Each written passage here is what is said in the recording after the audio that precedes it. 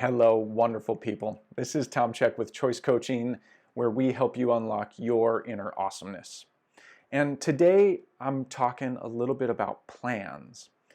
And kind of not actually about plans, but let's walk through this real quick. So, change, personal development starts with identifying the thing you want. And then we identify the obstacles that are between where you are and where you want to be, right? This is really basic.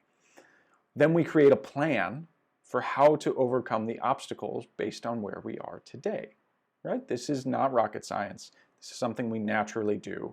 If I weren't to point it out and be really explicit about it, you do this every year when you set New Year's resolutions. Here's what I want. Here's the obstacle. Here's what I'll do to fix it, right? Really basic. The challenge we run into is that when we create the plan and then when we go execute the plan, it can be somewhat challenging to, when we do it right? When we do it right, we do the right things, we get the outcomes, we get what we say we wanted. Oftentimes, we're still not fulfilled. Ouch.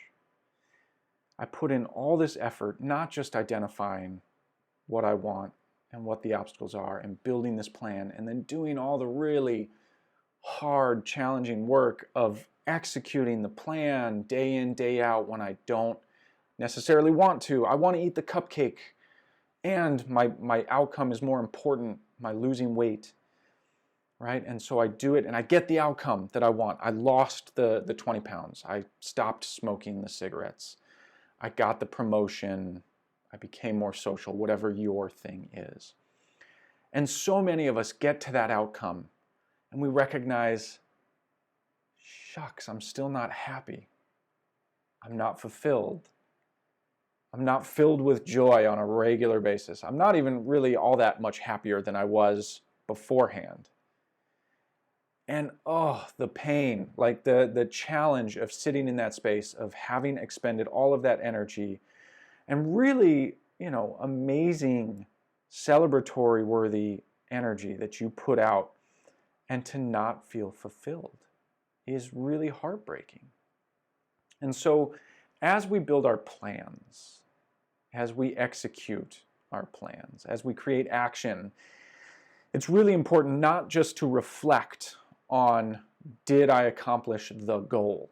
Did I lose the weight? Did I stop smoking the cigarettes? Did I, fall into a really amazing relationship? But to go that one extra level deeper and ask yourself, do I feel like this is more of the me I want to be? Am I feeling more fulfilled, more confident, more joyful? If the answer is no, it might be time to stop executing the plan and go back to the beginning. In my life, this showed up. I set some plans around financial freedom, financial stability, getting out of debt, building up a retirement portfolio, having investments, having the safety net, all the things that we know we're supposed to do. I decided to do them because I thought, man, if I just don't worry about money, if I don't have to worry about money anymore, I'll feel happy. I'll feel joyful.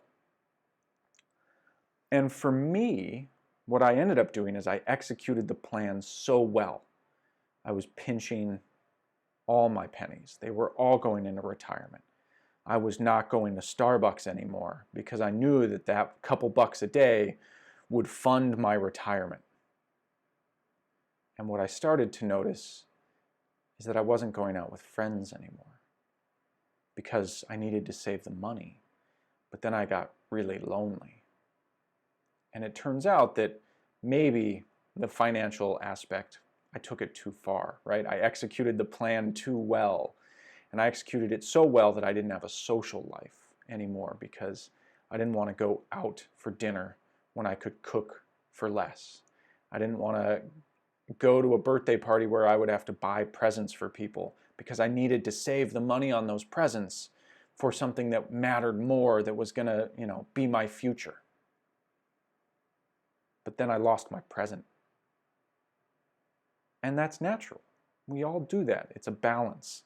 And the important part is to build in the reflection at the end of executing our plan so that we can identify, are we living the life we want to live? Because it's not just about money or weight or cigarettes or the next raise or whatever your thing is. It's about feeling more fulfilled, more confident, more joyful, more of service to others. Those are the things that make us feel like we're living a valuable life. And all the plans and all the action and all the goals in the world aren't worth a hill of beans if they don't move us closer to those things.